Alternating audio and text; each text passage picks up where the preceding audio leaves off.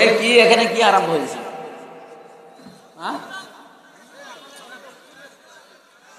না এখানে দাঁড়িয়ে আছেন কোন কারণে? হয় বসেন না চলে যান।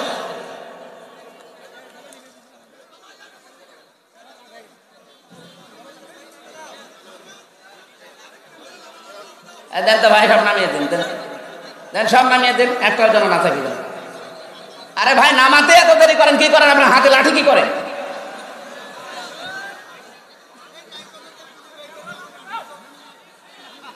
উস্কানিতে পা দিলে কি হয় দেখেননি গোপালগঞ্জে? পেছনে সব বানরের মতো হয়ে গেছে। এত পিটানো পিটিয়েছিল প্রশাসন আর্মিতে, উস্কানিতে পা দেবে না। ওই সময় শুনতাম যে গোপালগঞ্জ থেকে ঢাকায় যদি কেউ বাসে আসে, বসে আসলে 300 টাকা, দাঁড়িয়ে আসলে 1000 টাকা। ও বসে আসবে কি করে, কারণ কাজ সব শেষ করে ফেলিস। আর কিছু সাংবাদিক নামে কিছু হকার মলম বিক্রেতা আছে, আমার মনে হয় এদেরকে ধরে ধরে এই ময়ূখ রঞ্জন সহ যারা আছে বাংলাদেশের হিজড়াদের কাছে ছেড়ে দেওয়া যায়, কামড়িয়ে খেয়ে ফেলবে। শয়তানে এত মিথ্যা কথা বলে। আলো এত কম কেন? ঠিক আছে। রামপুর জেলার মিঠাপুকুর থানার অন্তর্গত পূর্ব বজরত হরিপুর বাইতুল আকসা জামে মসজিদের পুনর্নির্মাণের উদ্যোগে পঞ্চম বাৎসরিক তাফসীর ও কোরআন মাহফিলের সমাধান সভাপতি যারা মাওলানা মিজানুর রহমান, এ মাহফিলের প্রধান অতিথি মাওলানা শফিকুল ইসলাম, চেয়ারম্যান 16 নম্বর মির্জাপুর ইউনিয়ন পরিষদ। আলেমদেরকে আগে এগিয়ে আসতে হবে। কে প্রধান অতিথি? কে? আলহামদুলিল্লাহ। চেয়ারম্যান, উপজেলা চেয়ারম্যান, মেয়র, এমপি, মন্ত্রী, এখন নামের আগে যেন মাওলানা, মুহাদ্দিস, মুফতি এগুলো লেখা থাকে। তাহলে দরবেশ লেখা থাকলে সমস্যা আছে। আপনি শুনলেন না দরবেশের অবস্থা? দরবেশ লেখা থাকার দরকার নেই, লেখা থাকা লাগবে কি মাওলানা, মুহাদ্দিস, মুফাসসির। আলহাজও সমস্যা আছে। এতক্ষণ পর্যন্ত যারা আলোচনা রেখেছেন চুয়াডাঙ্গা থেকে আগত ইসলামিক চিন্তাবিদ, মুফাসসিরে কোরআন বড় ভাই মাওলানা আবু জার গেফারি, মাওলানা হোসাইন মাহফুজ চুয়াডাঙ্গা, মাওলানা হারুন রশিদ দিনাজপুর, স্থানীয় উলামা ইকরাম মাওলানা শাহ আলম সরকার, হাফেজ মাওলানা সালমান ফারসি, হাফেজ মাওলানা মাহবুবে আলম। বিশেষ অতিথি অনেক মানুষের নাম দিয়েছে। আমরা যেহেতু এই আমার সাথে জোরে কথা করে, আমার তো মনে হচ্ছে আমাদের 2 জনকে আল্লাহ হাতে ধরে নিয়ে এসেছে। তাছাড়া তো আসার কি আমরা আর 15 মিনিটের ভেতরে বিমানের কোনো টিকিটও নেই। ওদিকে আকাশ ভালো না, ছাড়বে না। মানে 2টা মাহফিলে আজকে নষ্ট হয়ে যেত। তারপরও আল্লাহ যেহেতু পরিষ্কার করে দিয়েছেন এই জন্য আসতে পেরেছি। আপনারা সুযোগ দিন ভাই, কথা বলবেন না। এমনি বিরক্ত হয়ে গেছেন, আমরাও বেশি করা চালাবো না, যেহেতু রাতের গায়বান্ধা আছে। আমরা খুব তাড়াতাড়ি শেষ করবো ইনশাআল্লাহ। আরে ভাই 3 বছর ছেলে থাকেন আমার মতো পাশের কন্ডেম ছেলে, 3টা 4টা করে করেন, আপনি দেখে টিকতে পারেন কিনা। চালান বললে হবে, আমার চালানো লাগবে না। ভেতরে তো মেশিন পত্র সব নষ্ট হয়ে গেছে। যতক্ষণ ঠিক থাকে আমি বলবো ইনশাআল্লাহ। বিশেষ করে মাহফিল যাদের মাধ্যমে তৈরি হয়েছে, এই মাহফিলের বরেণ্য সদস্যবৃন্দ, লিটন ভাই বলে একজন আছে আপনাদের, উনি পরিশ্রম করেছে সবচাইতে বেশি। আল্লাহ যেন হায়াতে তাজ্জেবা সিহাতে কুল্লিয়া দান করেন, আমিন। মঞ্চে বসা উলামা ইকরাম, সামনে বসা মুসলমান ভাইরা, পর্দার আড়ালের সম্মানিত মা এবং বোনেরা, প্রশাসনের ভাইরা, প্রাণ প্রিয় রংপুরবাসী, আল্লাহর দরবারে শুকরিয়া জানাচ্ছি। আলহামদুলিল্লাহি আলা কুল্লি হাল, সর্ব অবস্থায় আমরা আল্লাহর প্রশংসা আদায় করি। যে অবস্থায় আছি এটাই ভালো আছি, সামনে আরো খারাপ আসতে পারে। কথা বলে না কেন? খারাপটা যেন না আসে সেজন্য আমাদের এখন হাত এবং বিবেক কাজে লাগানো লাগবে। ইন্নাল্লাহা লা ইউগাইয়িরু মা বিকাউমিন হাত্তা ইউগাইয়িরু মা বিআনফুসিহিম। আল্লাহ ততক্ষণ পর্যন্ত কোন জাতির ভাগ্য পরিবর্তন করেন না যতক্ষণ সে জাতি তার নিজের ভাগ্যকে পরিবর্তনের চেষ্টা না করে। সুযোগ আল্লাহ করে দিয়েছেন, চেষ্টা আমাদের করা লাগবে সামনে। কথা বুঝতেছে? আল্লাহ যেন আমাদের বিবেকটা এবং হাতটা কাজে লাগানোর তৌফিক সামনে দান করেন। খারাপ সময় যেন আমাদের সামনে আর না আসে। যদিও উত্তম প্রতিবেশীর তুলনায় পেয়েছি এমন একটা মানে নাম ধরতেও কেমন লাগে, একটা প্রতিবেশীর জাতই না। যাদেরকে পেলাম আমরা একই প্রতিবেশীর জাত। এত মিথ্যা কথা মানুষ ছড়ায় কি করে? প্রতিবেশীর সাথে ভালো ব্যবহার করার জন্য নবীজি বলেন, এত বেশি আদেশ পেয়েছিলাম আমি, মনে হচ্ছিল যে জমি জায়গার ভাগও তাকে দেওয়া লাগবে। আর সেই প্রতিবেশী আমরা পেয়েছি প্রতিনিয়ত। এদের জন্ম হওয়ার আগ থেকেই তারা আমাদের বিরুদ্ধে মিথ্যাচার করছে এখনো পর্যন্ত। আপনি দেখেন মিথ্যাচার কি আরম্ভ করেছিল তারা, সে 47, 71, 24 পর্যন্ত তারা মিথ্যাচার চালিয়ে যাচ্ছে। স্বাধীন করলাম আমরা, আর এখন ওই দেশের প্রতিবেশীর যিনি দায়িত্বে আছে তারা বলছে স্বাধীন আমরা করেছি। এত বড় মিথ্যা কথা সে নাই বলতে পারে। যাকে আমরা পাঠাইনি, যে গেছে তার কাছে, সে তো একটু শুধরিয়ে দিতে পারে যে এত মিথ্যা কথা বলা ঠিক না। আর কিছু সাংবাদিক নামে কিছু হকার মলম বিক্রেতা আছে, আমার মনে হয় এদেরকে ধরে ধরে এই ময়ূখ রঞ্জন সহ যারা আছে বাংলাদেশের হিজড়াদের কাছে ছেড়ে দেওয়া যায়, কামড়িয়ে খেয়ে ফেলবে। শয়তানে এত মিথ্যা কথা বলে, সারা জীবন মিথ্যাচার ছড়িয়েছে যে বাংলাদেশে নাকি সংখ্যালঘু নির্যাতন হয়, অথচ এই পৃথিবীর 257টা রাষ্ট্রের সবচেয়ে বেশি এখন সংখ্যালঘু নির্যাতন ইন্ডিয়াতে। আমার দুনিয়া এটা দেখছে না। আপনি নিজের কথায় নিজে কিন্তু ধরা পড়ে যাবেন। আপনারা দেখেছেন কালকেও পঞ্চগড় এবং মাগুরা এই 2 জেলা থেকে 2 জন গিয়েছিল চিকিৎসার জন্য। তাদেরকে এই হকার সাংবাদিকরা জিজ্ঞাসা করছে আপনারা দেশে হয়তো টিকতে পারেননি, আপনাদের মেয়েদেরকে রেপ করা হচ্ছে, এই কারণে আপনারা ভারতে চলে এসেছেন, তাই না? উনি বলছে কিসের, হ্যাঁ কি বলেন আপনি? আমরা এসেছি 2 জন চিকিৎসার জন্য, আর 5 তারিখের পর থেকে সবচাইতে বেশি আরামে আছি আমরা। আর মুখটা গেছে একেবারে বিড়ালের পেছনের মতো, আর কথা নেই। পৃথিবীর ইতিহাস পাল্টিয়ে দিচ্ছেন আপনারা।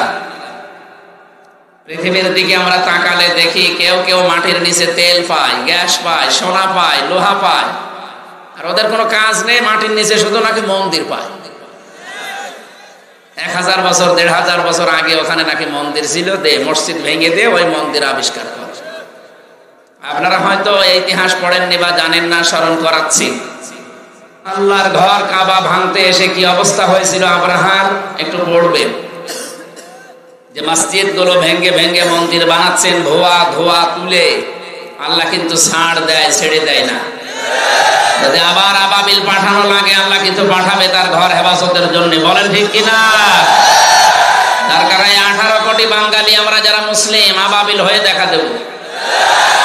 আপনারা থামবেন, একের কথা অন্যের, একের দোষ অন্যের উপরে চড়িয়ে দিয়ে চাপিয়ে দিয়ে কি আরম্ভ করেছে। এখন শুনছি চট্টগ্রাম নাকি নিয়ে নেবে। আরে দাদা, আপনি কি যৌতুক নেবে? আর মেয়ে তো পালিয়ে গেছে, যৌতুক দিছে। পালানো মেয়ের আবার কোনো যৌতুক আছে? ও বিয়েই তো মানি না। কি ও বিয়ে আমরা মানি? তারপরও যার সাথে গেছে ওর সাথে জীবনে বিয়ে দেওয়া যাবে? তার তো ফুল হাতা, আর আমাদের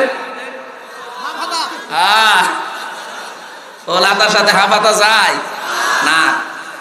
এটাকে আমি বানালাম।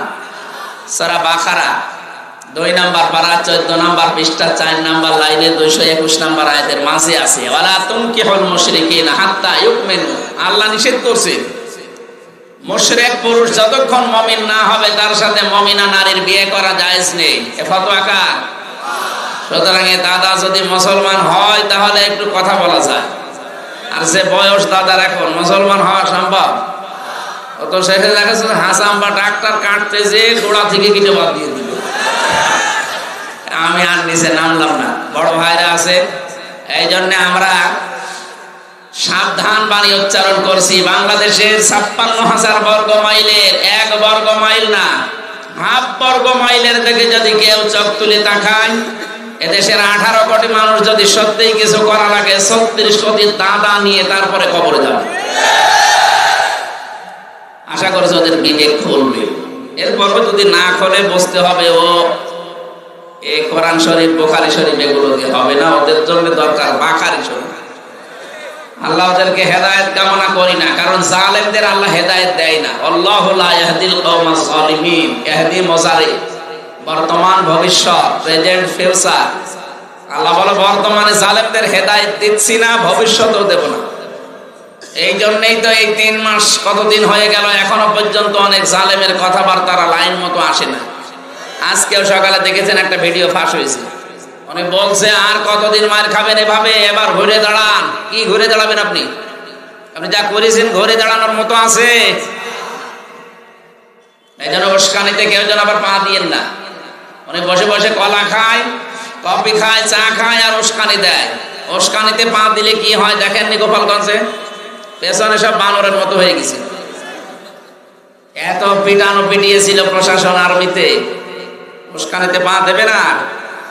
ওই সময় শুনতাম যে গোপালগঞ্জ থেকে ঢাকায় যদি কেউ বাসে আসে, বসে আসলে 300 টাকা, দাঁড়িয়ে আসলে 1000 টাকা। ও বসে আসবে কি করে? কারণ কাজ সব শেষ করে ফেলিস। এই জন্য আমরা চাই আপনারা উস্কানিতে কেউ পা দিবেন না। এই যে তাবলীগ জামাতে 2 গ্রুপে শুনছি মারামারি। কিসের 2 গ্রুপ? যে ভিন্ন গ্রুপ মানুষকে জবাই করেছে, ওনা কোনো গ্রুপ না, ওই উস্কানিতে পা দিয়ে তারা মানুষ জবাই করছে। এই জন্য আহ্বান জানাবো এই হত্যার দ্রুত বিচার যেন এই দেশের দায়িত্বে যারা আছে তারা করে, নয়তো উস্কানিতে আবার কেউ পা দিয়ে বিপদে পড়বে। বিশ্বজিৎকে যারা উস্কানিতে পা দিয়ে হত্যা করেছিল সে লোক আমার সাথে জেলে ছিল, শাও খুলনায় বাড়ি। 30 বছর এখন জেল খাটা লাগবে। ও আপনার দল তো দেখছেন, আপনাকে কেউ দেখে না। আপনাকে ভেতরের অবস্থা আমি 3 বছর থেকে যা দেখলাম এইটাই। 8 জনের উস্কানিতে পা দিয়ে অন্যায় করবে, যদি একবার 4 দেওয়ালের মাঝে যান না, বাপ বলারও সময় পাবেন না। আর বাইরে থেকে টাকা পয়সা কেউ যদি না পাঠায়, ভেতরে অবস্থা যে কত করুণ খারাপ এটা আমি দেখেছি। এই জন্য আহ্বান জানাবো এই বাংলাদেশে কেউ কারো উস্কানিতে পা দিয়ে দেশকে অস্থিতিশীল করার চেষ্টা করবেন না। ওয়ালা তুফসিদু ফিল আরদি বা'দা ইসলাহিহা, জমির সংশোধন হয়ে যাওয়ার পরে কেউ ফ্যাসাদ সৃষ্টি করবে না। এই নির্দেশ কার? বলেন। চেষ্টা চলছে দেশকে শান্ত এবং নির্মল করার জন্য। এখন সংস্কার যেহেতু আরম্ভ হয়েছে, আমরা দেখতে পাচ্ছি বাংলাদেশের সংস্কার চলছে। যাই সংস্কার করছেন আগে সংবিধান সংস্কারে হাত দেন, এটাও হাত দিয়েছে দেখতে পাচ্ছি। কোরআনে কারিমের সূরা ফুরকানের 77টা আয়াত আল্লাহ দিয়েছেন, এর ভেতরে 73টা ধারা আছে। ফুরকান মানে সংবিধান, ফুরকান মানে কি? সুতরাং এই দেশে যদি সত্যি শান্তি, স্বস্তি, নিরাপত্তা এটা দিয়ে আমরা ঢেকে রাখতে চাই, সূরা ফুরকানের 73টা ধারা দিয়ে বাংলার সংবিধান বানানো দরকার। এ দাবির পক্ষে আপনারা নেই? কারা কারা আছেন অন্ধকারে হাত তোলেন তো দেখি। দেখাও তো যাচ্ছে না, তোলেন। লিল্লাহি তাকবীর। এই আওয়াজটা যেন পৌঁছে যায় সারা বাংলাদেশ থেকে। এরকম আওয়াজ উঠলে, যেহেতু 96% আমরা মুসলমান, আশা করছি যিনি দায়িত্বে আছে তিনিও একজন মুসলমান। আজকে দেখেননি কি সুন্দর টুপি মাথায় দিয়েছে ডক্টর মোহাম্মদ ইউনূস, দেখে মনে হচ্ছে না একজন সেরকমই। সুতরাং ওনার এই টুপির এই মর্যাদাও রাখা লাগবে। এদেশের জনগণ এবং ছাত্র জনতার যে সেন্টিমেন্ট আপনাকে বোঝা লাগবে। সবাই আমরা এখন চাচ্ছি এদেশে কোরআনে কারিমের এই সংবিধান চালু হোক। আগস্টের 5 তারিখের জরিপ পেয়েছিলাম, ওর আগে জানতাম, দেখেছিলাম আল জাজিরা থেকে। বাংলাদেশে 100 জনের মাত্র 15 জন চাইতো এদেশে কোরআন কায়েম হোক। কিন্তু এই 3 মাস 10 দিনের ব্যবধানে জরিপ পেয়েছি, বাংলাদেশে এখন 100 জনের 58 জন মানুষ চাইছে কোরআনের রাজ এদেশে কায়েম হোক। আর কিছুদিন যেতে দেন, আমার যতটুকু বিশ্বাস বাংলাদেশের 100 জনের 100 জন মানুষ চাইবে আল্লাহর কোরআন এদেশে কায়েম হোক। কথা বলো না কেন? এজন্য আমাদের সবার প্রাণের দাবি। 53-54 বছর তো বিভিন্ন জিনিস দেখলাম, কাঙ্ক্ষিত মানের শোক আমরা কেউ পাইনি। এসি বলেন, এখন শুধু দেখতে চাই কোরআন দিয়ে বিশেষ করে এই 73টা ধারা দিয়ে দেশ চললে কেমন দেখা যায়। আমি তাফসীর পড়ে বুঝেছি 73টা ধারা বাংলাদেশের 56,000 বর্গ মাইলে কায়েম হলে এদেশ একটা মিনি জান্নাত হয়ে যাবে।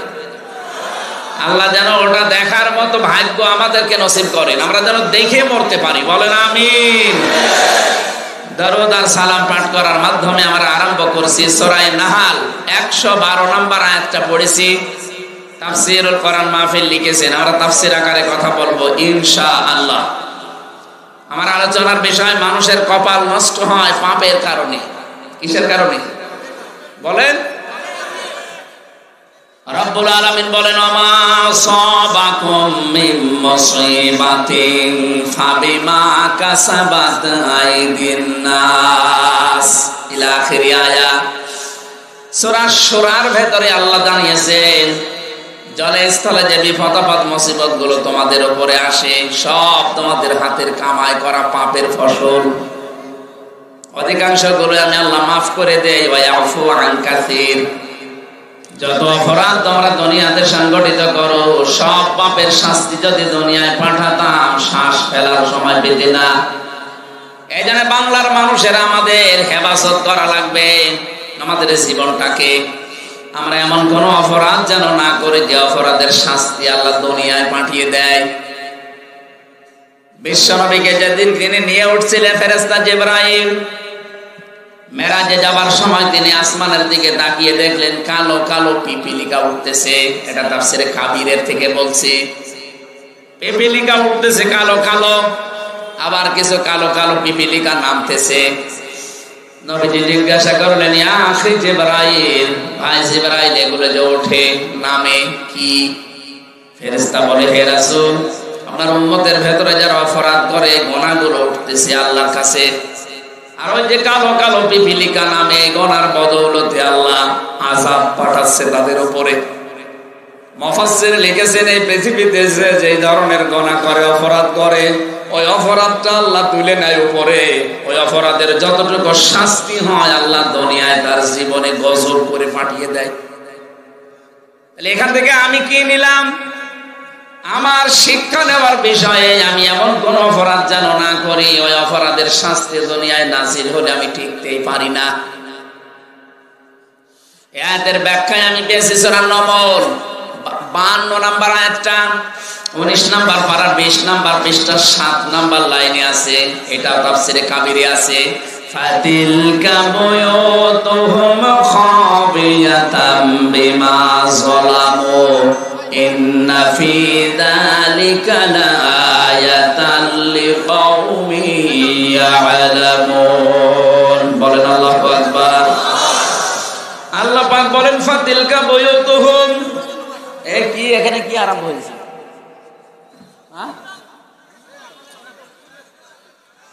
না এখানে দাঁড়িয়ে আছেন কোন কারণে? হয় বসেন না চলে যান।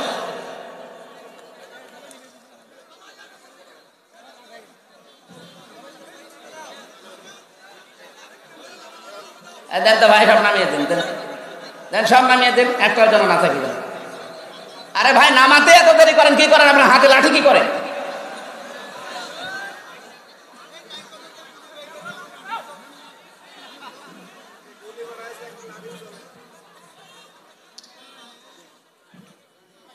আমার ভাইরা আল্লাহ পাক বলেন ফাতিলকা বুয়ুতুহুম, বাইতুন দেয়নি বুয়ুত বহু বছর।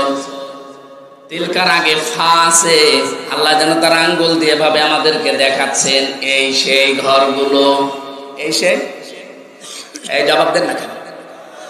এই সেই ঘরগুলো খাবিয়াতান আমি জনশূন্য করে দিয়েছি, পরিত্যক্ত বানিয়ে দিয়েছি বিমা যালামু তাদের জুলুমের কারণে। আয়াতটা যদি লূত আলাইহিস সালামের জামানার ঘটনা কেন্দ্রিক নাযিল করা, আমার তো মনে হচ্ছে 2024 সালের 5 আগস্টের বিকাল 5টার সময় আল্লাহ নতুন করে আবার নাযিল করেছে। আল্লাহ যেন হাত দিয়ে বাংলার মানুষকে দেখাচ্ছেন এই সেই ঘর, এই সেই ঘর যেগুলো আমি জুলুম করার কারণে জনশূন্য করে দিয়েছি। এটাতে কত বাস্তব তার প্রমাণ কুষ্টিয়ার হানিফ সাহেবের বাড়ি, এটা ইনাদের এমপি টগর মিয়ার বাড়ি। আপনি যে দেখেন এখন পরিত্যক্ত হয়ে গেছে, জনশূন্য। আমার মনে হয় জিন ভূত ওখানে থাকতে ভয় পায়, কারণ গণ টয়লেট এখন একটা টয়লেট হয়ে গেছে। বিমা জলাম, এদের জুলুমের কারণে এই বাড়িগুলো থেকে দুর্বিসন্ধি করত, জুলুম করত। কাকে কাকে সকালে মিথ্যা মামলা দিয়ে ধরিয়ে দেবে, কার জীবনটা নষ্ট করবে মিথ্যা সাক্ষী দিয়ে ঘর থেকে ষড়যন্ত্র করত বসে বসে। আল্লাহ বলেন যত জায়গায় এগুলো হয়েছে, ওই জালেম শুধু না, জালেমদের বাড়ি ঘর পর্যন্ত অভিশপ্ত বানিয়ে দিয়েছি। আমি 630টা থানার খবর জানি বাংলাদেশে, প্রায় থানায় আমি গেছি। এই 3.5 মাসের ভেতরে দেখতে পেয়েছি অধিকাংশ জালিমের বাড়ি ঘর আর আল্লাহ রাখেন নাই, সবগুলো উজাড় গৃহ বানিয়ে দিয়েছেন। এখন এগুলো বানিয়েছে কে? না না, ফাকতিআ দাবিরুল কওমিল্লাযীনা যালামু আলহামদুলিল্লাহি রাব্বিল আলামিন। সূরা নাম 7 নম্বর পারার 12 নম্বর পৃষ্ঠার 4 নম্বর লাইনের 45 নম্বর আয়াতের প্রথম অংশে আছে রব্বুল আলামিন বলেন, জালেমদের শিকড় কেটে দেওয়া হয়ে গেছে। কতিয়া এটা মজহুল, এর ফাইল জানা নেই, কে কেটেছে কেউ জানে না। আপনি সারা দেশে জালেমদের বাড়ি খোঁজ নিয়ে দেখেন, ভেঙেছে কে, একজনেরও নাম পাবেন না। এই কথা বলছে না কেন? আপনাদের রংপুর বিভাগ আমি জানি না, খুলনা বিভাগের কথা বলছি, জালেমদের বাড়ি ঘর আর নেই, সবগুলো এখন জাতীয় টয়লেট। এমনি এমনি এগুলো হয়নি। আল্লাহ বলেন বিমা যালামু, এখানে বসে জুলুম করতো, জুলুমের দুর্বিসন্ধি করতো এরা। ইন্না ফি যালিকা লাআয়াতান, লামে তাকিদ, অবশ্যই এর ভেতরে তোমাদের জন্য শিক্ষা আছে। লিকাউমি ইয়ালামুন, যারা জ্ঞানী তাদের জন্য এখানে শিক্ষায়। এদের এত বড় 15 বছরের কঠিন শিকড় যদি আল্লাহ কেটে ফেলতে পারেন, আগামী 5 বছরে অনেকে চিন্তা ভাবনা নিয়ে আসে, এই দুর্বিসন্ধি আটতেছে, আগে চেয়ারে বসি দেখেন কি করি। কথা বলে না, অনেকে কিন্তু এই ধান্দায় আছে যে থালা আগে হাতে পায়, দেখেন কি করি। কি করবেন আপনি?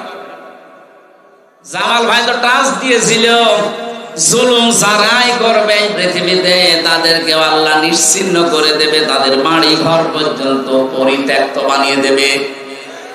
এত বড় বিশাল শিকড় যদি আল্লাহ তুলে দিতে পারে, আপনি টের পেয়েছেন 15 বছর ওদের শিকড় কত নিচে নেমেছিল।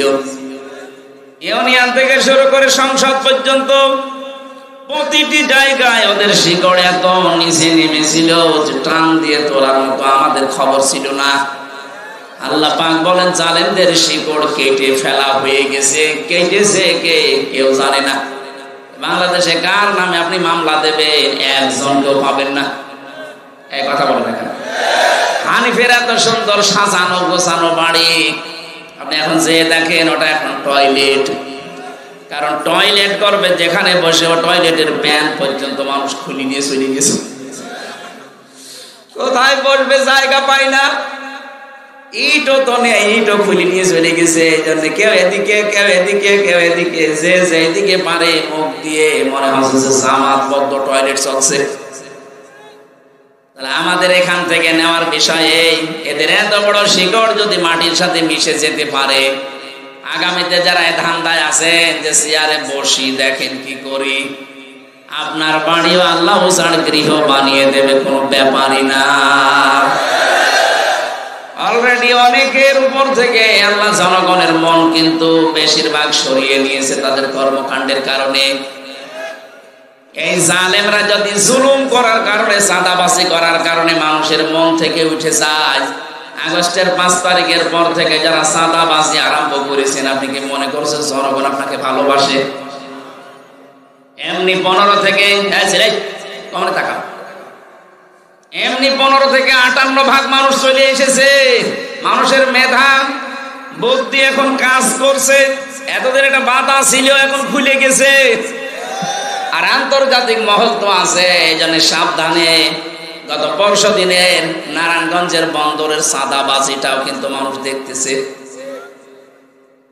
বিএনপির নাম করে এগুলো যারা করতেছেন, আপনার কিন্তু কপালে আগুন লাগবে, আপনি টের পাচ্ছেন। সাদাবাজি করে যদি সম্পদ বানানো যায়, হয়তো এই পাশের জেলা বগুড়া, আপনি বলেন তো বগুড়ার যে কৃতি সন্তান শহীদ প্রেসিডেন্ট জিয়াউর রহমান, তিনি কত কিছু রেখে যেতে পারতেন, কিছুই তো রেখে যাননি। তার পরবর্তী প্রজন্ম যদিও লাইন মতো ছিল না, সেটা আলাদা বিষয়। বঙ্গবন্ধুকেও তো মানুষ হত্যা করেছে, জিয়াউর রহমানকেও হত্যা করেছে। একজনের নাম শুনলে মানুষ বলে শহীদ, আর একজনকে পিটিয়েও শহীদ বলানো যায় না। এমনি এমনি এটা তার জীবনে এমন এমন কিছু কাজ আপনি পাবেন। আরাফাতের ময়দানে যে নিমের গাছ, ওই দেশের মানুষ জিয়া ট্রি বলে ডাকে, জিয়া ওই গাছটা লাগিয়েছিল। লক্ষ লক্ষ হাজিরা আরাফাতের এই ময়দানে, উত্তপ্ত ময়দানে একটু ছায়া পায়। আমার মনে হয় আরাফাতের ময়দানে যেহেতু দোয়া কবুল হয়, লক্ষ লক্ষ হাজিরা যখন ওখানে থাকে, গাছের ছায়া পাওয়ার পরে যদি মন থেকে দোয়া করে, ছায়ার ব্যবস্থা যে করেছে আল্লাহ তুমি মাফ করে দিও, কবুল হয়ে যাবে। আপনি তার আদর্শ ধারণ করার কথা বলেন, আর আপনি সাদাবাজি করেন। আপনি মানুষ,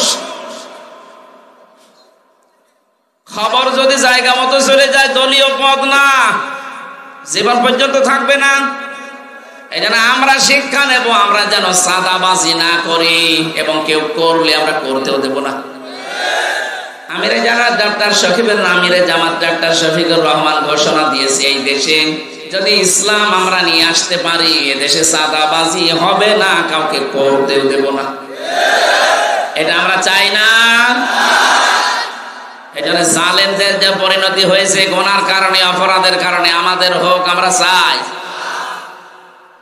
আল্লাহ পাক বলেন যহারাল ফাসাদু ফিল বাররি ওয়াল বাহরি বিমা কাসাবাত আইদিন নাস লিয়ুযীকাহুম বা'দাল্লাযী আমিলু লা'আল্লাহুম ইয়ারজিউন।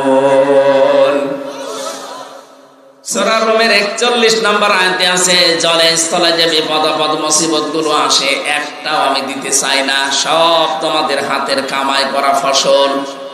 আমি চাই এগুলো দিয়ে তোমাদেরকে তোমাদের পাপের কিছু শাস্তি দিতে, যেন তোমরা ফিরে আসো। এই জন্য আমি ওই যে শানে নজরুল বলছিলাম, বিশ্ব নবী যখন দেখলেন কিছু পিপিলিকা উঠতেছে আকাশে, আর কিছু পিপিলিকা কালো কালো নামতেছে, ফেরেশতা বলে হে রাসূল, এই যে ওঠে এগুলো আপনার উম্মতের পাপের ফসল উঠতেছে, আর যেগুলো নামে ওগুলো তাদের পাপের কারণে আল্লাহ গজব নামাচ্ছে। তাহলে দুনিয়া আমরা যারা বাস করি, আমাদের এই মুহূর্তে সতর্ক হওয়া লাগবে।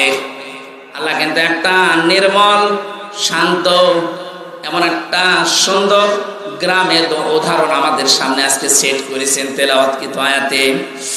এটা সূরা নমল থেকে বলছি, বাংলাদেশের সাথে আমি আয়াতটা মিলাবো আজকে। সূরা নাহাল থেকে বলছি, 112 নম্বর আয়াত। সূরা নাহাল মানে মৌমাছি। নাহাল মানে কি? প্রথমে নামকরণের একটা শিক্ষা আছে, ওইটা বলে নেই। 68 নম্বর আয়াতে পাবেন, ওয়াওহা রাব্বুকা ইলান নাহলি আনিত্তাখিযি মিনাল জিবালি বুয়ুতা ওয়া মিনাশ শাজারি ওয়া মিম্মা ইয়া'রিশুন। আল্লাহ পাক বলেন, আমি মৌমাছির প্রতি ওহী করেছিলাম শুধু একবার, যে 3 জায়গায় বাসা বাঁধবা তোমরা, নিজেদের ঘর বাড়ি বাঁধবা 3 জায়গায় মাত্র, পাহাড়ের চূড়ায়, গাছের ডালে, আর মানুষের ঘরের ছালে বা কার্নিশে ছাদে। নবী আপনি দেখবেন এই 3টা জায়গা ছাড়া আজ পর্যন্ত মৌমাছিরা কোনো জায়গায় বাসা বাঁধে না, কিয়ামত পর্যন্ত বাঁধবেও না। আমার প্রশ্ন হচ্ছে, মৌমাছিদের আল্লাহ আদেশ করেছে কয়দিন? কথা বলে না, মাত্র একদিন একটা আদেশ দিয়েছে, ওইটা আজ পর্যন্ত ওরা মেনে চলছে, কিয়ামত পর্যন্ত চলবে। এই জন্য ওদের ভেতরে কোনো ঝামেলা নেই। আর আমাদেরকে কোরআনে আল্লাহ আমাদের আদেশ দিয়েছেন 500 কয়টা? একটাও আমরা মানি না। ওরা একটা আদেশ পেয়ে একটাই মেনে চলছে, ঝামেলা নেই। 500টা পেয়েছি, একটাও মানি না, ঝামেলা হবে না? হবে কি? এজন্য আমাদের উচিত হচ্ছে কোরআনে কারীম থেকে এই 500 আয়াত জেনে বুঝে আমাদের এই প্র্যাকটিক্যাল লাইফে এখন থেকে মিলানো। তাহলে ওই যে পাপগুলো উঠতেছে ওগুলো বন্ধ হয়ে যাবে। কারণ কোরআনের সমাজ যখন কায়েম হয়, কোরআন যখন বিজয় হয়, তখন হালালকে হালাল, হারামকে হারাম জানা এবং ছেড়ে দেওয়া সহজ হয়। তিরমিজি শরীফের হাদিস, নবীজি বলেন, মান করাল কোরআনা ফাস্তাজহারাহু, যে ব্যক্তি কোরআন পড়বে আর কোরআনকে বিজয় করার জন্য চেষ্টা চালাবে। এজহার মানে শুধু প্রকাশ করা না, এজহার মানে কায়েম করা, এজহার মানে বিজয় করা। কোরআন যদি সত্যি ব্যক্তি, পরিবার, সমাজ আর রাষ্ট্রে বিজয়ী হয়, ফাহাল্লা হালালাহু ওয়া হারামা হারামাহু, হালালকে হালাল আর হারামকে হারাম জেনে ছেড়ে দেওয়া সহজ হয়। এ বাংলাদেশে 54 বছরে কোরআন বিজয়ী হয়নি, এই জন্য হালালকে হালাল জানার পরও আমরা অনেক জায়গায় মানতে পারিনি, হারামকে হারাম জানার পরও ছেড়ে দিতে পারিনি। কথা বলে না কেন? এদের সুদ হারাম জানার পরও আমরা ছেড়ে দিতে পারি না। কারণ কি? কারণ কোরআন এই দেশে বিজয়ী নেই। কোরআনে কারীম যেখানে অর্থনীতিতে থাকা দরকার ছিল, ওই জায়গায় কোরআন আজ নেই। জাকাত ভিত্তিক অর্থনীতি রাষ্ট্রীয়ভাবে কায়েম করতে চেয়েছিল কোরআনে কারীম, সেখানে আমরা নিয়ে যেতে পারিনি। এজন্য সুদ ভিত্তিক অর্থনীতি জারি থাকার কারণে হারামকে হারাম জানার পরও আমরা অনেকে এখন মানতে পারছি না। অর্থনীতির যে চ্যাপ্টার গুলো আছে, সূরা বাকারার 168 কি 175 নম্বর আয়াত থেকে 80 নম্বর আয়াত পর্যন্ত তাফসিরে ফি জিলাল কোরআন দেখবেন। ব্যবসা যে একটা ইবাদত, অর্থনীতি একটা ইবাদতের মূল মানদণ্ডের ভেতরে একটা, অনেকে আমরা জানিও না, মানিও না। কারণ না জানলে আপনি মানবেন কি করে? এখানে 100 জনের মনে হয় 98 জন ফেল করবে। মোশারাকা কি বলেন তো? মোদারাবা কি বলেন তো? মোরাহাবা কি বলেন তো? বায়ে সালাম কারে বলে? বায়ে ইস্তিসনা কারে বলে? বায়ে মুআজ্জাল কারে বলে? বায়ে ওয়াহিদা কারে বলে? 28টা নিয়ম আছে। আপনি যে ব্যবসা একটা ইবাদত, একটাও জানেন না যে ইবাদত হচ্ছে কি করে। অথচ বিশ্ব নবী নিজের জীবনে মোদারাবা তিনি পালন করে দেখিয়েছেন। ইসলামী ব্যাংকে এখন যেটা আছে, হযরত খাদিজাতুল কুবরা অর্থ দিয়েছিলেন, নবীজি শ্রম দিয়েছিলেন। এইটার নাম আরবিতে মোদারাবা বলে। ইসলামী ব্যাংকে যান, টাকা পয়সা দেবেন, আপনার টাকা আর তাদের শ্রম, তারা বিভিন্ন কায়দা কৌশলগুলো ব্যবহার করে আপনার টাকায় আরো টাকা বাড়তে থাকবে। আর বাকি যে ব্যাংকিং ব্যবস্থা দেশে আছে, সোনালী, চৈতালি, রূপালী, বাকিগুলোর নামও জানি না, সব ব্যাংকে দেখবেন সরাসরি আপনাকে জবাই করায়। এখন যদি বলেন হ্যাঁ ইসলামী ব্যাংকেও আছে, হ্যাঁ আছে, যতদিন পর্যন্ত দেশে যাকাত ভিত্তিক অর্থনীতি রাষ্ট্রীয়ভাবে আপনি কায়েম করে দেখাতে না পারবেন, ততদিন ইসলামী ব্যাংক না, ফেরেশতা জিবরাইল ব্যাংক যদি করে সে ওষুধ খাওয়া লাগবে। কথা বুঝতেছে? এই যে টুপিটা সুন্দর লাগছে না, এর ভেতরে সুদ আছে। প্রশ্ন আসতে পারে, হুজুর মানুষ সুদের টুপি মাথায় দিয়ে নামাজ পড়েন। আরে বেটা, নবীজি নিজে মক্কায় 13 বছর নামাজ পড়েননি? কথা বলেন না কেন? ওই সময় তার তো কাবা শরীফের ভেতরে 360টা মূর্তি ছিল। 360টা মূর্তি সামনে নিয়ে নামাজ পড়ে নামাজ হয়? বলছেন না, নবীর নামাজ হয়নি। আজ যে বললাম টুপিটার ভেতরে সুদ, এই যে সুন্দর দেখতে, কোটিটা কি সুন্দর লাগছে, এর ভেতরে সুদ আছে।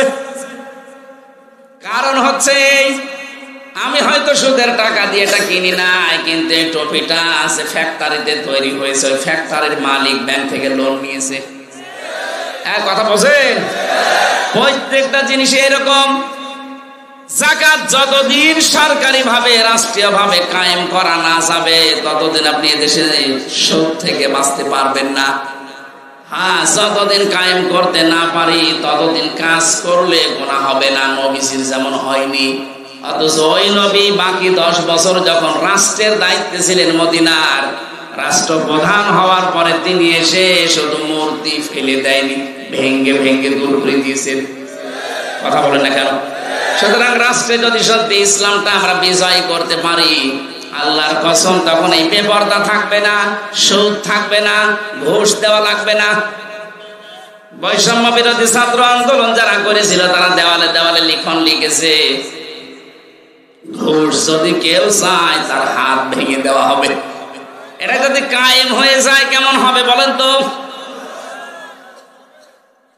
বৈষম্য বিরোধী ছাত্র আন্দোলন আমি 9টা দফা দেখেছি, তার 3টা প্রথম দফায় আমি দেখেছি সূরা কোরআনের এই সূরা নাহালের 90 নম্বর আয়াতের প্রথম 3টা বিষয়ের সাথে তারা মিল রেখেছে।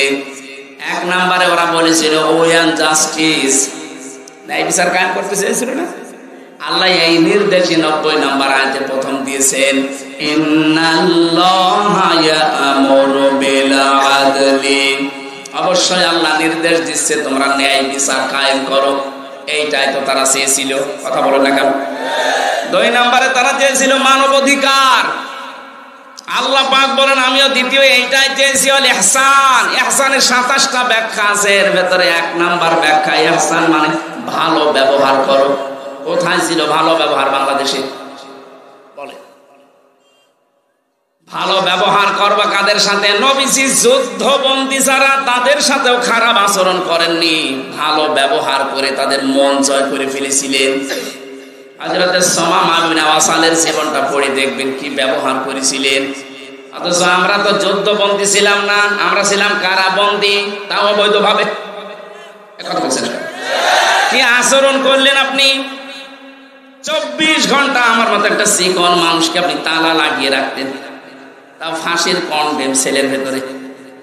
কি করেছিলাম আমি? আপনার মেয়ের দিকে তাকিয়েছি কোনোদিন? আর আপনার যে মেয়ে ও ছাতার দিকে তাকানো যায়, জামাই কন্ট্রোল করতে পারছে না, আমরা কি করব? আর ওর দিকে তাকিয়ে করবো কি? তো 4-5টা ছেলে মেয়ের মা। কথা বলছেন দেখার মতো হলে না এই 2-1 বার একটু না, আমি এটা আর বলবো না। একবার এক রশ্মিকার নাম বললে মুসিবতে আছে। আমি যেটা বলতে চাচ্ছি, আপনি কোন কারণে একটা কারাবন্দির সাথে এটা করলেন? নবীজি জীবনে যুদ্ধবন্দির সাথে এটা করেননি। ইহসান কোথায় পেয়েছেন? এই কারণেই তো জনগণ নেমে পড়েছে রাস্তায়, যে আমরা মানবাধিকার চাই, আমরা মানবতা চাই।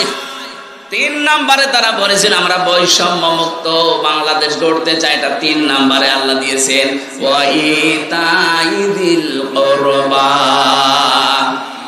এই আয়াতে আমি 3টা পেয়েছি, আর সূরা নমলের ভেতরে পেয়েছি আরো 3টা, আর বাকি 3টা আমি এখনো পাইনি। হয়তো বাস্তবতা দেখে তারা বানিয়েছে। এই 9টা বিষয় তারা এমনি এমনি দেয়নি।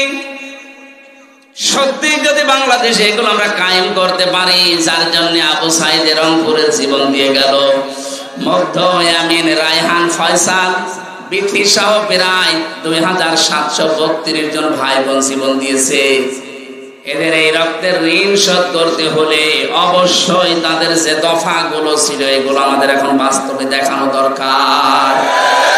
এটা নিয়েও এখন ষড়যন্ত্র হচ্ছে। আমার ভাইরা রংপুরবাসী, যে কথাটা বলতে চাচ্ছিলাম আপনাদের, আমাদের অপরাধ বাদ দেওয়া লাগবে। যে যেখানে আছি ওই জায়গায় আপনারা থামবেন, নয়তো আল্লাহ পাক দুনিয়াতে যে আযাবগুলো পাঠাবেন, একটা আদেশও যেহেতু আমরা মানছি না। আমি তো অর্থনীতির কিছু টাচ দিয়েছিলাম, আমার সাবজেক্ট যদি আজকে অর্থনীতির উপরে থাকতো তাহলে 28টা বিষয় একটা একটা করে আমরা বলতে পারতাম। কত মানুষ এখানে মনেই করে না যে এটা সুদ। টাকা ছেড়ে রাখে, টাকা আসে না এই এলাকায় নেই। এই যে 1000 টাকা দেয়, মাসে মাসে আরো 200 টাকা করে বেশি পায়। 1100 হোক, হ্যাঁ বলেন তো এটা সুদ? বলেন না কেন? আর সুদের নিম্ন গুনাহ মায়ের সাথে 33 বার জিনা করা, আর বড় গুনাহ আল্লাহ রাসূলের সাথে যুদ্ধ ঘোষণা দেওয়া। আপনি নিজের মায়ের সাথে 33 বার জিনা করে আসেন আর নামাজে দাঁড়ান, আপনার নামাজ নীতি আল্লাহর বয়ে গেছে কি? সুতরাং যারা টাকা ছেড়ে রাখেন, টাকা আসে, ব্যবসায় আছেন, এই মুহূর্তে এই ব্যবসা বাদ দেওয়া লাগবে। কারা কারা এটা বাদ দিয়ে দেবেন? হাত তোলেন তো। এই যে এলাকায় আছে, ঠিক আছে ভাই, ছেড়ে দেবেন। এটা যেহেতু আছে এলাকায়, আশা করছি ছেড়ে দেবেন তো ইনশাল্লাহ। মৌমাছির এই নামকরণ থেকে কথাগুলো নিয়ে এসেছিলাম। একটা আদেশ পেয়ে তারা মানতেছে, কিয়ামত পর্যন্ত মানবে, এজন্য কোনো ভেজালে তারা পড়ে না। আমাদের আল্লাহ দয়া করে 500 আদেশ দিয়েছিলেন, একটাও আমরা মানতে পারি নাই, এই জন্য আমরা এত ভেজালে আছি। এখন থেকে আমরা আল্লাহর যে একটা গ্রামের উদাহরণ আমাদের সামনে দিয়ে শিক্ষা দিতে চাচ্ছেন, এটা দেখি আমাদের এই বাংলাদেশের সাথে মেলে কিনা। ওয়ারাবাল্লাহু মাসালান কারিয়াতান কানাত আমিনাতাম মুতমাইন্না। আল্লাহ পাক বলেন একটা গ্রামের উদাহরণ দিলাম, উপমা দিলাম। কি ছিল সেই গ্রাম? দুইটা জিনিস আমি ওই গ্রামে রেখেছিলাম। এক নম্বরে সেখানে আমানা ছিল, শান্তি ছিল। 2 নম্বরে মুতমাইন্না, নিশ্চিন্তে বাস করা যেত। তাফসীরে ইবনে কাসিরের ভেতরে এই কানাত আমিনাতান মুতমাইন্নাতান, এই দুইটা শব্দের ব্যাখ্যায় তারা অধিকাংশ মুফাসসির দিয়েছেন এটা কাবা শরীফের এলাকা। কাবার এলাকাতে আল্লাহ এত শান্তি, স্বস্তি, নিরাপত্তা দিয়ে রেখেছিলেন। ওর বাইরে যেখানে যাবেন সেখানে হট্টগোল, মারামারি, চাঁদাবাজি, খুন খারাপি, চিন্তায়। কিন্তু কাবার এরিয়াকে আল্লাহ এমন ভাবে নিরাপত্তা দিয়েছিলেন, ওমান দাখালাহু কানা আমিনা। রব্বুল আলামিন বলেন, কাবায় যারা প্রবেশ করে তাদেরকে নিরাপত্তা আমি আল্লাহ দিয়ে দেই। এবার আপনি বলেন তো, বাংলাদেশ কি কাবা শরীফ? বলেন বলেন। এটা কাবা থেকে 6010 কিলোমিটার দূর। এই দেশকে যদি আমরা নিরাপত্তার চাদরে ঢেকে রাখতে চাই, মাস্ট বি আমাদেরকে কাবায় যেটা চলে ওইটা এখানে কায়েম করা লাগবে। কাবায় কি চলে? কাবায় সব চাইতে বড় বিষয় হচ্ছে কাবা আশপাশে কোনো শিরিক আপনি পাবেন না। এখানে যে জাতির ভেতরে শিরিক উঠে যায়, শিরিক থাকে না, ওই জাতি আল্লাহর কাছ থেকে নিরাপত্তা পাওয়ার হকদার হয়ে যায়। এটা আছে সূরা আনাম 7 নম্বর পারা 15 নম্বর পৃষ্ঠা, 17 নম্বর পৃষ্ঠার 1ম নম্বর লাইনের 82 নম্বর আয়াতে আছে, আল্লাযীনা আমানু ওয়া লাম ইয়ালবিসু ঈমানাহুম বিযুলমিন উলাইকা লাহুমুল আমন ইলা আখির আয়া। আল্লাহ পাক বলেন, যারা ঈমান আনে আর ঈমানের সাথে জুলুম মিশ্রণ করে না, এখানে জুলুম মানে শিরিক, যারা তাদের ঈমানের সাথে শিরিক মিশ্রণ করবে না, উলাইকা লাহুমুল আমন, আল্লাহ যারা এভাবে দেখিয়ে দিচ্ছেন যে এরা আমি আল্লাহর কাছ থেকে নিরাপত্তার হকদার। জোরে বলেন সুবহানাল্লাহ। ও রংপুরবাসী, 56,000 বর্গ মাইল আমরা চাই এই দেশটা আল্লাহ নিরাপত্তা দিয়ে দিক। বিশেষ করে প্রতিবেশী নামে এই কলঙ্ক, এই কোলাঙ্গাররা যা আরম্ভ করেছে, যে ষড়যন্ত্র এখন ওরা চালাচ্ছে, এখনো আমরা শান্তি, স্বস্তি, নিরাপত্তায় নেই। কথা বলো না? জালেম চলে গেছে তাতে কি হয়েছে? ওর বেতারটা এখনো আছে। 2 দিক থেকে ওরা ষড়যন্ত্র যা করছে, এদেশকে এখন যদি সত্যি নিরাপত্তা আল্লাহর চাদরে ঢেকে রাখতে চান, শিরিক মুক্ত জাতি তৈরি করা লাগবে। বাংলাদেশে যত শিরিক আছে তার একেবারে সরাসরি শিরিক হচ্ছে ক্ষমতার মালিক জনগণকে মনে করা। এটা শিরিক না? আলা লাহুল খালকু ওয়াল আমরু, 2 নাম্বার শিরিক, বানিয়েছেন যিনি, হুকুম চলবে তার। অথচ আল্লাহর এই জমিনের বানানো জমিনে আল্লাহর হুকুম বাদ দিয়ে মানুষের তৈরি করা হুকুম যারা কায়েম করতে চান তারা শিরিক করছেন। এরকম 43টা একটা একটা করে মিলাবেন, পেয়ে যাবেন এই দেশে। তাহলে এই শিরিক থেকে জাতিকে যদি আমরা মুক্ত করতে না পারি, এ দেশকে আল্লাহ শান্ত, শিষ্ট, নির্মল এবং নিরাপত্তা দিয়ে ঢেকে রাখবে না। আল্লাহর মতো দায় পড়ে নাই। আপনি চাচ্ছেন কাবার এরিয়ার মতো আপনি নিরাপত্তা, কিন্তু শিরিক করছেন, হবে না। এ জাতিকে আর শিরিক থেকে প্রথমে বাঁচাতে হবে। এখানে যাদের ভেতরে এই বিশ্বাস আছে ক্ষমতার উৎস জনগণ, এক্ষুনি বিশ্বাস পাল্টাবেন। জবান খুলে জবাব দেন, ক্ষমতার উৎসকে। এটা আমি বানালাম, আন্নাল কুওয়াতা লিল্লাহি জামিআ কুলিল্লাহুম্মা মালিকাল মুলকি তুতিল মুলকা মান তাশা। এরকম 903 জায়গায় কোরআনে আল্লাহ আয়াত দিয়েছেন। 903 জায়গায় ডাইরেক্ট ইনডাইরেক্ট মিলে যে ক্ষমতার উৎস আমি আল্লাহ, এটা যারা অন্য কাউকে দিয়ে দেয় এরা শিরিক করছে। এক কথায় বলছে এবার আল্লাহ যেটা পারে ওইটা অন্য কেউ পারে, বিশ্বাস করার নাম শিরিক। কথা বলেন না কেন? মুসলমান আমরা যারা আছি জবান খুলে বলেন তো, ক্ষমতায় দিতে পারে কে? আরো জোরে কে? যারা জনগণকে বিশ্বাস দিয়ে দিয়েছেন, আপনি বলেন তো আপনি নিজের কথায় যে আপনি কিন্তু শিরিক। আর শিরিক যারা করবে তারা মুশরিক। কথা বলছে না কেন? তাহলে মুশরিক জাতিকে আল্লাহ নিরাপত্তা, শান্তি, স্বস্তি, নিরাপত্তা দেবে।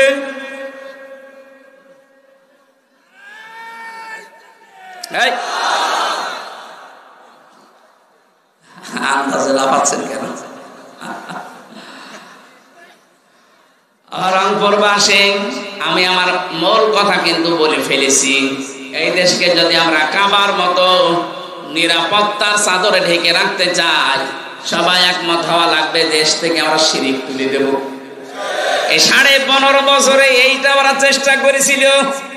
বাবার নাম দিয়ে বলে হোক, পীরের নামে হোক, খাজার নামে হোক, বিভিন্ন নামে তারা এদেশে শিরিক এমন ভাবে গাড়ার চেষ্টা করেছিল, আল্লাহ মনে হয় নিজের হাতে কন্ট্রোল করেছেন, পারে নাই।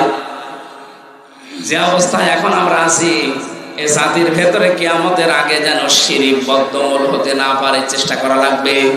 তাহলে এই দেশকে উলাইকা লাহুমুল আমনু, এরাই হচ্ছে শান্তি, স্বস্তি, নিরাপত্তা, হকদার। বলেন আল্লাহু আকবার। আল্লাহ বলেন এমন একটা গ্রাম ছিল যে গ্রামে শান্তি ছিল, স্বস্তি ছিল, নিরাপত্তা ছিল, নিশ্চিন্তে চাষ করা যেত।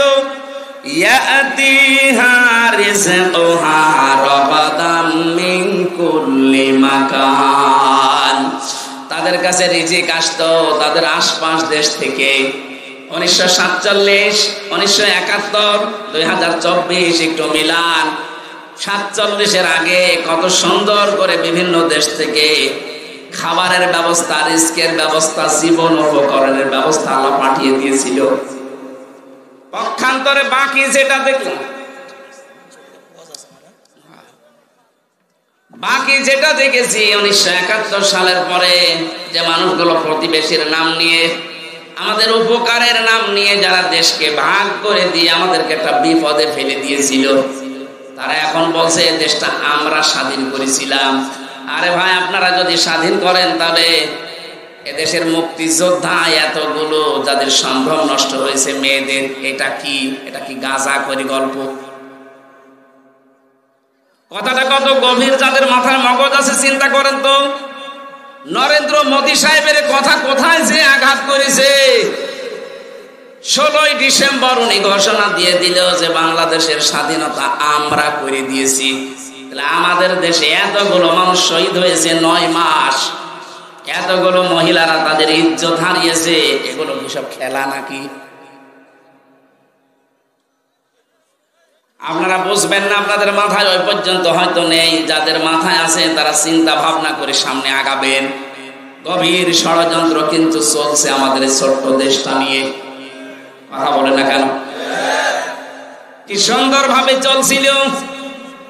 আল্লাহ পাক বলেন যদি সত্যি জাতির লোকেরা ওয়ালাউ আন্না হালাল কুরআমানু ওয়াত্তাকাউ লাফাতাহনা আলাইহিম বারাকাতিম মিনাস সামাই ওয়াল আরদ। গ্রামের লোকেরা, দেশের লোকেরা যদি এখানে লাগে করিয়া দিয়েছেন, এটা গ্রাম, গ্রামের লোকেরা যদি, জনপদের লোকেরা আল্লাহর প্রতি ঈমান আনে, আরে দাবি অনুযায়ী যদি আল্লাহকে ভয় করে চলার নীতি অবলম্বন করে, আকাশ আর জমিনের যত বরকতের দরজা আল্লাহ সব খুলে দেবেন। জোরে বলেন সুবহানাল্লাহ। সুতরাং আমাদের কারো কাছে হাত পাতার দরকার নেই। ডক্টর মোহাম্মদ ইউনূস গতকালকেও ঘোষণা দিয়েছে, এই ছোট্ট একটা দেশ, এখানে বাস করে 18 কোটির উপরে মানুষ। পৃথিবীর কোন দেশে এরকম ঘনবসতি আমি পাইনি।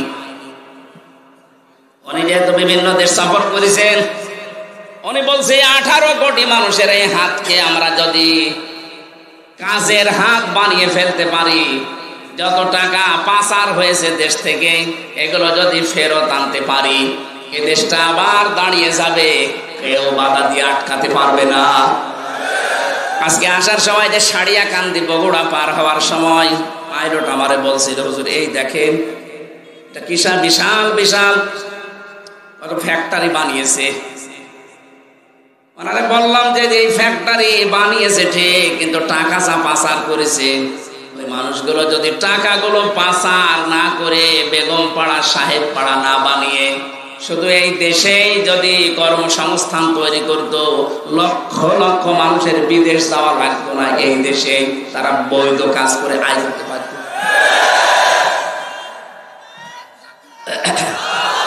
এই কথা বুঝতে দেন। কি করলেন আপনি টাকাগুলো বাইরে গিয়ে? বাইরে তো গিয়েছিলাম কিছুদিন আগে, মালয়েশিয়া সিঙ্গাপুর আপনি বানিয়েছেন, ওখানে সাহেব পাড়া, কানাডায় বানিয়েছেন বেগম পাড়া, কি হচ্ছে পড়ে আছে এখন। এতগুলো টাকা আপনি সেখানে ফেলে রাখলেন। একটা মূর্খ মানুষও বোঝে যে টাকা এক জায়গায় ফেলে রাখলে ওটা একটা কাগজ, ওটা যদি আপনি কাজে লাগান 10টা মানুষের কর্মসংস্থান তৈরি হবে, 10টা মানুষের পরিবার চলবে, আল্লাহর আরশ আপনার উপরে খুশি হয়ে যাবে। এই দরবেশ মার্কা মানুষগুলোকে কথাও বোঝে নাই। এতগুলো টাকা পাচার করে দেশকে আপনি ঋণের একটা বোঝা দিয়ে গেলেন। এই দেশে এখন যদি কেউ জন্ম নেয় তার মাথার উপরে 1,10,000 টাকা ঋণ। ও এখনো পেট থেকে আসতেই পারলো না, তার মাথার উপরে ঋণ 1,10,000 টাকা। কি দিয়ে গেলেন দেশটাকে, আর বলে আমরা রোল মডেল বানিয়েছি। রোল মডেল বানিয়েছেন আপনি, ঋণের রোল মডেল। যতগুলো প্রতিষ্ঠান বানিয়েছে এই দেশে প্রত্যেকটা প্রতিষ্ঠানে যা ধার করেছে, এখনো ধার শোধ দিতে আমাদের এখন ঘটি বাটি বিক্রি করা লাগবে। এই জন্য ইউনূস সাহেব আমাদের হাতকে কাজের হাত বানাতে উনি চেষ্টা চালাচ্ছে। আমরা এই হাত কোনোদিন আর মানুষের কাছে এভাবে পাতবো না, এই হাত আমরা এভাবে মানুষকে দিতে আরম্ভ করব, কিন্তু সেই জায়গায় আমাদেরকে পৌঁছাতে হবে। 18 কোটি মানুষের হাতগুলো 36 কোটি হাত যদি কাজের হাত হয়ে যায়। আরে ভাই, সিঙ্গাপুরে দেখলাম ছোট্ট একটা দেশ, রংপুর যত বড় এর অর্ধেকও হবে না। সিঙ্গাপুর মাত্র এদিকে ওদিকে 43 কিলোমিটারে শেষ, এতটুকু একটা দেশ, অথচ বিশ্বের ভেতরে এখন তালিকায় তারা 2 নম্বরে আছে উন্নতিতে। কেন? এই জন্যে আছে কারণ ওরকম প্রত্যেকে তাদের কাজের হাত। আমরা কাজের হাত বানাতে পারি না, ভিক্ষার হাত বানাই। প্রতিটি মানুষের এই কাজের হাতগুলো যারা নষ্ট করে দিল টাকা পাচার করার মাধ্যমে, এরা এই জাতির সবচাইতে বড় শত্রু। আল্লাহ বলেন ইয়াতিহা রিজকুহা রাগাদাম মিন কুল্লি মাকান, বিভিন্ন দেশ থেকে আমি তোদের জন্য খাবার, জীবন উপকরণ আসার ব্যবস্থা করে দিতাম। আজ তাকান, আমরা একটু ঘুরে দাঁড়িয়েছি, পাকিস্তান থেকে, চীন থেকে, তুরস্ক থেকে, আমেরিকা থেকে, বিভিন্ন দেশ থেকে আজ খাবার আসা আরম্ভ হয়ে গেছে। একটু শক্ত হয়ে যদি 15 বছর আগে দাঁড়াতে পারতাম, এই দাদারা আমাদের এতদিন বাপ ডাকতো। এখন আরম্ভ হয়ে গেছে অলরেডি। ওদের 2 জনকে আজকেও পিটিয়ে, ভারতে ওদের নিজেদের লোক 2 জনকে পিটিয়ে হাসপাতালের আইসিইউতে ভর্তি করেছে। তোদের কথার কারণে বাংলাদেশের লোক এখন আলু নেয় না, পেঁয়াজ নেয় না, সব বর্ডারে পৌঁছতেছে। পরশুদিন ডোনাল্ড ট্রাম্প যা বলেছে দেখেছেন, বলেছে আমি জানুয়ারির 20 তারিখে ওত নেব, শপথ নেব, ভারতীয় আছে আমার এই আমেরিকায় 16 লাখ, এদেরকে সব তাড়িয়ে দেব। আমার মনে হয় মোদি দাদার ধুতি এখন সামলাতে পারবে কিনা আল্লাহ জানে। আমাদের চট্টগ্রাম নিয়ে নেবে, আপনি নিজেরটা ঠেকান, 7 সিস্টার থাকে কিনা। ওই 16 লাখ যদি চলে আসে, এদেশের মানুষের ব্যবসা যদি পাকিস্তান, চীন, তুরস্কের সাথে আরম্ভ হয়ে যায়, আরম্ভ করবে, ঘোষণা অলরেডি দিয়ে দিয়েছে যে তোদের সাথে আমাদের কোনো ব্যবসা নেই। ওরা মনে করেছিল আমরা ওদের কাছে ভিক্ষা চাই, আমরা যে টাকা দিয়ে কিনে নিতাম এইটা ওরা ভাবতো না, মনে হচ্ছে ভিক্ষা দিত। এবার ঠেলা টের পাবে। কথা বলে না কেন? ওরা আমাদের চিকিৎসা দেবে না, কোনো দরকার নেই ওদের চিকিৎসা যাওয়ার। আমরা আহ্বান জানাচ্ছি বাংলাদেশ সরকার, যিনি এখন দায়িত্বে আছেন, উপদেষ্টা, এদেশের প্রতিটি মানুষের কাছে 2 টাকা 5 টাকা করে কালেকশন করেন। অন্তত 5টা আন্তর্জাতিক মানের হাসপাতাল বাংলাদেশের 8টা বিভাগ মিলে বানিয়ে দেন। কাউকে অন্তত এই কুলাঙ্গারদের কাছে যাওয়া লাগবে না। যত টাকা আমাদের কাছে ওরা চিকিৎসার নামে নেয়, ওই জায়গায় না যে এখন থেকে দরকার হয় থাইল্যান্ডে যাবে, সিঙ্গাপুরে যাবেন, দরকার আরো যে সমস্ত দেশ আছে উন্নত, সেখানে যাবেন। কোনো দরকার নেই দেশ যাওয়ার। এরা আমাদের কলিজা মসজিদ ভেঙ্গে মন্দির বানাচ্ছে। আমার তো মনে হচ্ছে কাবা শরীফের মতো এদের মতো আবার গজব নাজিল হয় কিনা এদেশে আল্লাহ জানে। কারণ ওরা তো আমার গায়ে হাত দেয়নি, দিয়েছে আল্লাহর ঘর কাবা শরীফের মতো মসজিদ গুলো। কথা বলেন, কাবা হচ্ছে ইঞ্জিন আর এই মসজিদ গুলো সব তার বগি। কাবা যদি আল্লাহর ঘর হয়, এই রংপুর মিঠাপুকুরের মসজিদ কার ঘর? আরো জোরে বলেন। এই মসজিদ নির্মাণের জন্য এরা চেষ্টা চালাচ্ছে মনে হয় নাকি? পূর্ণ নির্মাণের উদ্যোগ নিয়েছে, আবার কিয়ামত পর্যন্ত এই মসজিদ এখানে থাকবে। হযরত জিবরাইল পাথর ইব্রাহিম নবীকে দিয়েছিলেন, উনি পাথরটা নিয়ে এভাবে ফিকে মেরেছিলেন। জিবরাইল ওইটা নিয়ে তামাম দুনিয়ার যত এরিয়া আছে সব জায়গায় ছিটিয়েছে, যেখানে যেখানে পড়েছে সেখানে একটা আল্লাহর ঘর তৈরি হয়েছে। এখনো যেখানে হয়নি, কিয়ামতের আগে ওখানে হবে। সুতরাং মসজিদ অবশ্যই এখানে জিবরাইলের পাথর পড়েছে, হয়তো মসজিদ হতো না। এরা যেহেতু উদ্যোগ নিয়েছে আবার পূর্ণ নির্মাণ করার জন্য, আপনার যেন 5টা টাকা হলো মসজিদে থাকে। আপনার অর্থ যদি মসজিদের কাছে কোরআন প্রচারে ব্যয় না হয় তো কি করবেন? টাকা নিয়ে কি কবরে যাবেন? যার জন্য রেখে যাচ্ছেন পরিচয় দেবে না 50 বছর পর। এক কথা বলে না কেন? আমার বাবার নাম রিয়াজউদ্দিন, তার বাবার নাম জাহান আলী, তার বাবার নাম নমাজ আলী, এরপরে আমি আর চিনি না। হ্যাঁ, এই 3 পুরুষের পরে আমি আর চিনি না। এখন বলেন তো, নমাজ আলীর বাবা 60 বছর আগে মারা গেছে। ও যদি এখন কুষ্টিয়ায় এসে বলে যে এই 2 তলা বাড়ি আমার, আমি বানিয়েছিলাম এগুলো, ওর দাঁত মুখ খুলে ফেলবো না? ভণ্ডামি করার জায়গা পান না। কিসের নমাজ আলীর বাবা আপনি? আপনি তো নমাজ আলীরই চিনি না। অথচ এইটা রেখে যাচ্ছেন 50-100 বছর পরে যদি আল্লাহ আপনাকে আবার ফেরত দেয়, এসে এই নিজের জমি নিজের জায়গা, যারা ওই সময় বাস করবে তারাও আপনাকে চেনে না, আপনিও তাদেরকে চেনেন না। সুতরাং হায়াত থাকতে এমন কিছু করে যান যেন কিয়ামত পর্যন্ত মানুষ সেজদা দেয় আর আপনি পেতে থাকেন। তার ভেতরে এই মসজিদ একটা, আশা করছি এদিকে একটু নজর দেবেন। আমি তো অত বলি না, আমি তো আদায় পারি না। চলে গিয়েছিলেন আবার এসেছেন, এই জন্য ওনারা লিখে দিয়েছে। আমরা আয়াতের দিকে যাই নাকি? ফাঁকা ফারাত বিয়ান অমিল্লাহ ফাযাকাল্লাহু লিবাসাল জু'i ওয়াল খাউফি। রব্বুল আলামিন বলেন, ওই জামানার মানুষগুলো যখন আল্লাহর নিয়ামতের সাথে তারা কুফরি আরম্ভ করেছে, তাদেরকে আমি 2টা পোশাক পরিয়ে দিলাম মজা সাকাতে। একটা হচ্ছে খোদার পোশাক আর একটা হচ্ছে ভয়ের পোশাক। এরপরে দিয়েছেন বিমা কানু ইয়াসনাউন, ওরা যা করেছিল ওর মজা সাকাতে আমি আল্লাহ 2টা পোশাক দিয়েছি। বাংলাদেশেও যে ভয়ের পোশাক, ভয়ের সংস্কৃতি তৈরি হচ্ছে, খোদার যে পোশাক সামনে আসতেছে, অনেকে বলতো দেশে দুর্ভিক্ষ হবে না, কখনো সম্ভব না। আমাদের হাতগুলো আমরা সামনে যা আছে এটা নিয়ে কাজে লাগাবো, কেউ যেন বসে খাওয়ার চিন্তা না করি। আর টাকা পাচার তো দূরের কথা, আহ্বান জানাবো যার যা পাচার হয়েছে ওগুলো হয় নিয়ে আসেন, নাই ওর ছেলে মেয়ে, ওর স্ত্রী পুত্র, স্থাবর অস্থাবর সম্পদ যা আছে সব বাজেয়াপ্ত করে রাষ্ট্রের কাজে লাগিয়ে দেন। হ্যাঁ, কথা বলেন না কেন? রাষ্ট্রের কাছ থেকেই তো আপনি মেরে কেটে খেয়েছেন, এখন রাষ্ট্রে ফেরত দেন, দেশটা দাঁড়িয়ে যাবে। আল্লাহ উদাহরণটা দিয়েছেন, যদিও মক্কা শরীফের বাংলাদেশের সাথে আমরা এই আয়াতটা মিলাতে চাই। খোদার পোশাক, দুর্ভিক্ষের পোশাক, ভয়ের কোনো পোশাক আমাদের শরীরে আর লাগতে দেব না। যে যেখান থেকে আসি আমরা ইনশাআল্লাহ আল্লাহর উপরে ভরসা করে তাকওয়ার জীবন অবলম্বন করে দাঁড়িয়ে যাব। আল্লাহ তৌফিক দেন, বলেন আমিন। আমার আরেকটা আছে অনুষ্ঠানের জন্য আমি আজকে আর আগাচ্ছি না, এখন আর 2 মিনিট আছে, আজান দেবে। আপনারা টাকা পয়সা চাইছিলেন, দিয়ে দিয়ে মসজিদে, এগুলো পারি না আমি। আল্লাহুম্মা আমিন। রব্বানা আতিনা ফিদ দুনিয়া হাসানা ওয়া ফিল আখিরাতি হাসানা ওয়া কিনা আযাবান নার। ওয়াদখিলনাল জান্নাতা মাআল আবরার রব্বিরহামহুমা কামা রাব্বায়ানি সাগীরা। তোমার ঘর নির্মাণের জন্য যারা প্রস্তুতি নিয়েছে, এই বিশাল আয়োজন করেছে, আল্লাহ কবুল করে নাও। রব্বুল আলামিন যে যেইভাবে কোরআনের আলোচনার দিকে এগিয়েছে তার দিকে তোমার রহমত এগিয়ে দাও। শারীরিকভাবে অসুস্থ আছি এখনো, আল্লাহ তুমি শেফায়ে কামেলা আজেলা দাও। বহু কষ্ট স্বীকার করেছে আজকের এই মানুষগুলো, নারী পুরুষ সবাইকে, যে যেইভাবে কষ্ট করেছে তোমার রহমত তার দিকে ওইভাবে এগিয়ে দাও।